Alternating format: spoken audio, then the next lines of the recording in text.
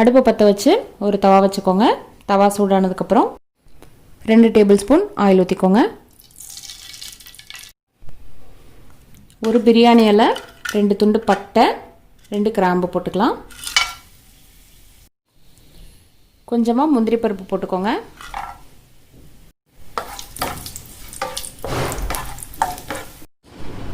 Mixie ஜாரில் ஒரு கொத்து கொத்தமல்லி தழை போட்டுருங்க. 4 பச்சை மிளகாய், அரை லெமனை பிழிஞ்சிக்கலாம். இந்த சீட்ஸ் எடுத்துடலாம். விதையை நீக்கிடுங்க. இப்போ இதை நல்லா அரைச்சி எடுத்துகிட்டு வந்துடலாம். இது போல் நல்லா வலுவலுன்னு திக்காக அரைச்சி எடுத்து தனியாக வச்சுக்கோங்க. அரைச்சி வச்சுருக்க அந்த கொத்தமல்லி பேஸ்ட்டை இதில் ஊற்றிக்கலாம். நல்லா கிண்டிடுங்க. பச்சை வாசனை நல்லா போகணும்.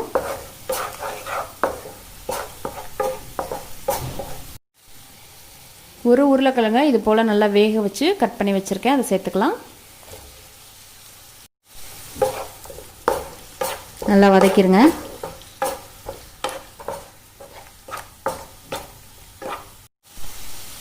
தேவையான அளவுக்கு உப்பு போட்டுக்கலாம். 1/4 டேபிள் ஸ்பூன் போட்டுக்கலாம். நம்ம சாதம் உருளைக்கிழங்கு எல்லாத்துலேயும் உப்பு போட்டு தான் வடிச்சிருப்போம். நல்லா வதக்கியாச்சு. அடுத்ததாக பாஸ்மதி அரிசியை 1 கப்பு நான் வடித்து வச்சுருக்கேன். நல்ல பூ போல் உதிரி உதிரியாக வடித்து வச்சுருக்கேன். இப்போ அந்த சாதத்தை நம்ம இது கூட சேர்த்துக்கலாம். 1 கப்பு சாதம். அரிசியை சேர்த்துட்டு நல்லா அப்படி லைட்டாக ஜென்டிலாக கிண்டி விடுங்க. அரிசி உடையாமல் கிண்டி விடணும். இது பெர்ஃபெக்டான ஒரு லஞ்ச் பாக்ஸ் ரெசிபிங்க. லஞ்ச் பாக்ஸுக்கு ரொம்ப அற்புதமாக இருக்கும். ரொம்ப ஹெல்த்தியான ஒரு ஆப்ஷன் கூட இது. குழந்தைங்களுக்கு, ஹஸ்பண்டுக்கு எல்லாருக்கும் செஞ்சு கொடுத்துக்கலாம். டேஸ்ட்டும் பிரமாதமாக இருக்கும். நல்லா மிக்ஸ் பண்ணியாச்சு.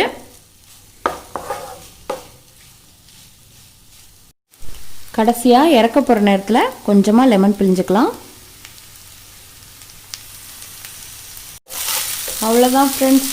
ரொம்ப சுவையாக இருக்கக்கூடிய, ரொம்ப இன்ஸ்டண்ட்டாக செய்யக்கூடிய கொத்தமல்லி சாதம் உருளைக்கிழங்கு போட்டு நம்ம செஞ்சுருக்கோம். இதே மாதிரி நீங்களும் செஞ்சு பார்த்துட்டு எப்படி இருந்துச்சுன்னு சொல்லுங்கள். இந்த வீடியோ உங்களுக்கு பிடிச்சிருந்துச்சு அப்படின்னா லைக் பண்ணிவிட்டு ஷேர் பண்ணிடுங்க. மறக்காமல் நம்ம சேனல் ஜனாஸ் ரெசிபியை சப்ஸ்கிரைப் பண்ணி வச்சுக்கோங்க.